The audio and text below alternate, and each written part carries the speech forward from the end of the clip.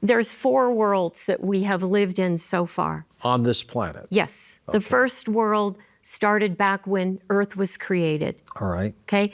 There were people that were created in that first world by Grandmother Spider. She's called Kukyang So'o. Grandmother Spider? Grandmother Spider created the first people. And when those Is this people... like God? Well, no, the God, according to Hopi, is the Masao, and he was the only one that was on Earth at the beginning. And he had a torch because there was no light. And Grandmother Spider was there. She created the twins, the 2 twins that hold up the Earth so that they could keep the poles balanced. So that's world 1. That's in the first world. Okay. So the people were created.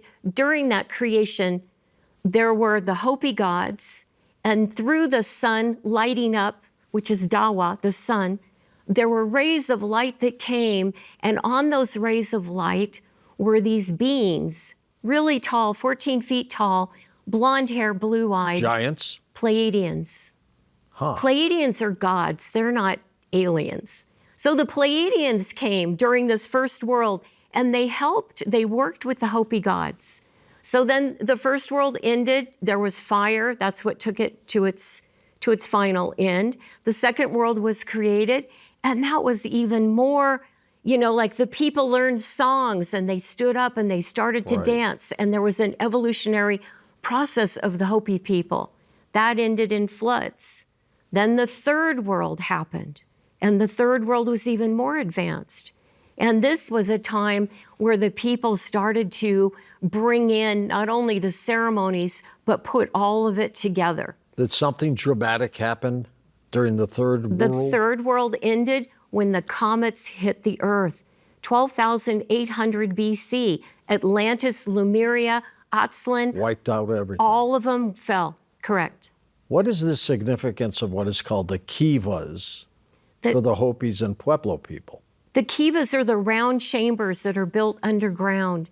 They're all over Chaco Canyon, the Four Corners. There's kivas in ancient ruin sites. What are their purposes, Sonja? They're for the people to practice, to pray, and to do ceremony in. Were they very spiritual, these people? Very spiritual, very connected. In fact, the ancient people, I was really thinking about this when I made the film Hisatsunom. The people were so connected to the earth. They were so present, George. They didn't have a phone in their hand. They didn't have a television running. They were so present. And so anything that they experienced was like right there. It was immediate. They had their act together, didn't they? Yes. What is the Great Migration? Well, the Great Migration had to do with the end of the Third World. Right? Okay. There were floods.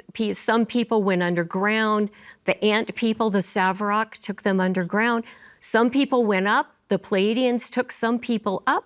And some people migrated north, south, east, west, in all directions. And is there a fifth world? Yes. And what is that? Well, that's where we're headed. We're not there yet. We're not there yet, no. And this is why in the spiritual community, so many people are rushing to kind of get their spiritual groove on because everybody feels it. I don't care what religion or what spiritual practice you're in, everybody is feeling this. We've got people buying property all over the world, crazy, traveling, moving. There's all kinds of changes that people internally feel. And it's because we're coming to the end of this phase of humanity. Is that a good thing? Well, yeah, of course, of course. This isn't about, oh no, it's all coming to an end and we're all have to be scared. This is not end times prophecy. No. This is about transition and evolution of our species. So when the fourth world ends, yeah, there might be some earth events that mark that time. There could be. But the fifth world will begin. And, our children, our grandchildren, they're the ones that will herald the next phase of humanity. Will there be a sixth world? I believe there will. And it goes on I and really on. believe, George, that we are so multidimensional that we have all these different dimensions that we're experiencing. Timelines, my God, timelines have literally almost disintegrated the boundaries between them.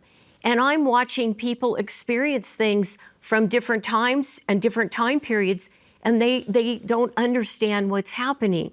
And it's because we have moved into the fifth dimension. So it's a much higher frequency, it's much more intense, and we as a species have never navigated this kind of energy before.